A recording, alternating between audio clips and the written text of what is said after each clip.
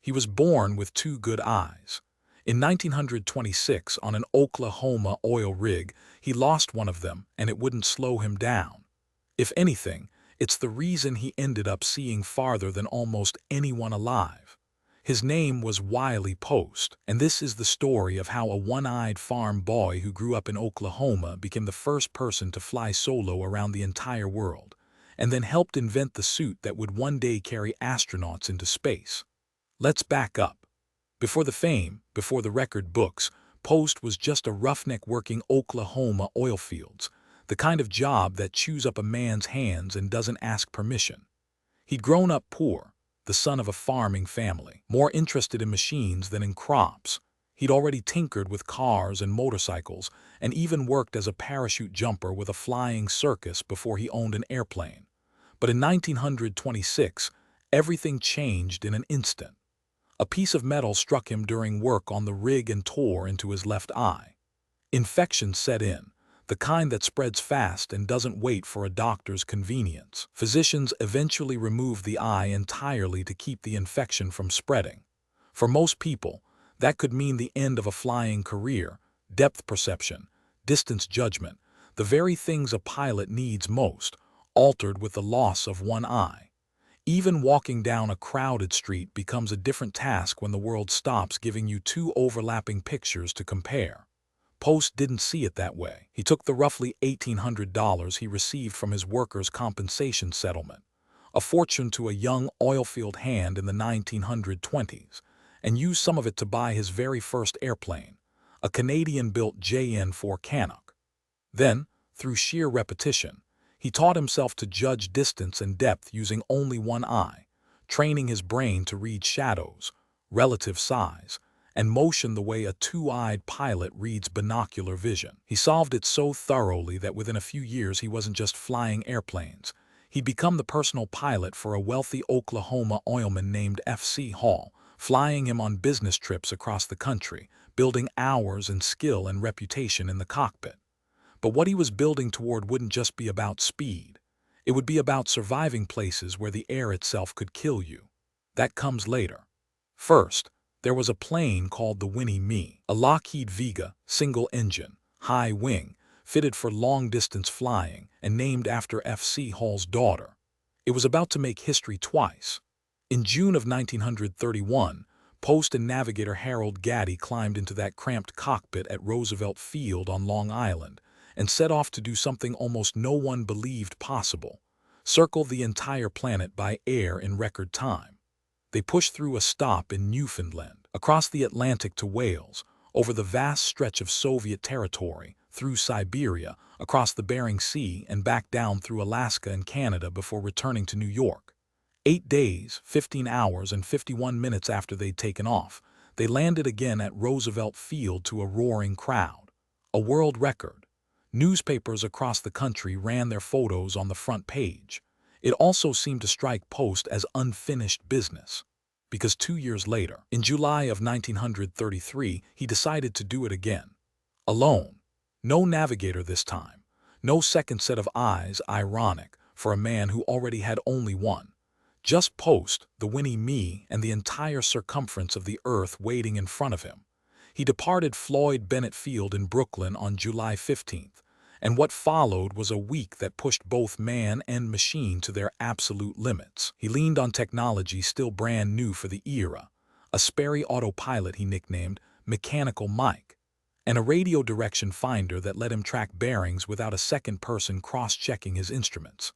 Together, those tools could hold the plane near its course and reduce the crushing workload on a solo transoceanic flyer, something almost unthinkable just a few years earlier.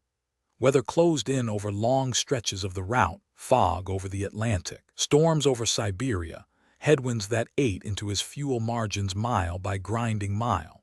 Fatigue set in the way it only can when there's no one else aboard to take the controls, even for a moment, even to just watch the compass while your eyes close for 60 seconds.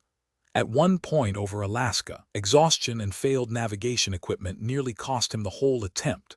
He damaged the plane's propeller and right landing gear when the Winnie Mae nosed over during a rough landing in Flat, Alaska, and had to scramble for repairs before pressing on. And yet it worked. Mile after mile, landing after landing, refueling and pressing on through Germany, the Soviet Union, and back across the Pacific rim of the world, Post brought the Winnie Mae back toward New York. On July 22, 1933, 93 years ago today as it happens, he touched down again at Floyd Bennett Field, the first person in history to fly solo around the world. His time, roughly 7 days, 18 hours, and 49 minutes. Compare that to 1931, with a navigator with company in the cockpit, and Post had beaten his own record by about 21 hours, this time with no one beside him at all. The crowds at Floyd Bennett Field cheered a man who just circled the planet alone, using one eye, an autopilot that repeatedly gave him trouble and pure will. And yet, remarkably, this wasn't even the achievement that may have had his greatest lasting impact, because Post wasn't finished. He'd already set his sights higher, literally. He became fascinated with the thin, ferociously fast air far above where ordinary planes could fly, including high-altitude currents associated with what we now call the jet stream. Narrow rivers of wind, sometimes racing at well over 100 miles an hour, several miles above the Earth's surface. Scientists had detected such high-altitude winds before Post, but his flights in the mid-1930s became some of the earliest by an American pilot to encounter and demonstrate their potential for aviation, years before meteorologists had mapped the jet stream in any systematic way. He theorized that a plane riding those currents could cross the country in a fraction of the normal time, practically surfing the sky. But there was a problem. No standard aircraft cabin and no unprotected human body could function safely up there. At those altitudes, the air pressure and available oxygen dropped so low that a pilot without protection could lose consciousness within moments, long before the cold or the speed ever got the chance. So Post did what he'd always done when the obstacle seemed impossible. He went looking for a way through it. Working with the B.F. Goodrich Company and an engineer named Russell Colley, he helped develop the first practical full-pressure flying suit, a sealed, articulated, pressurized garment designed to let a human being survive in an environment that should have been lethal. It took several attempts to get right. The first suit Colley built for Post was so bulky Post couldn't fit properly into his cockpit, forcing the team back to the drawing board. By the third version, they had something workable. A rubber pressure bladder beneath an outer layer of rubberized fabric articulated joints, an aluminum helmet with a viewing port, and a system supplying oxygen to the sealed environment around the man's body. It looks almost exactly like what you're picturing. Bulky, strange, otherworldly. Because it was, for 1934, decades ahead of its time.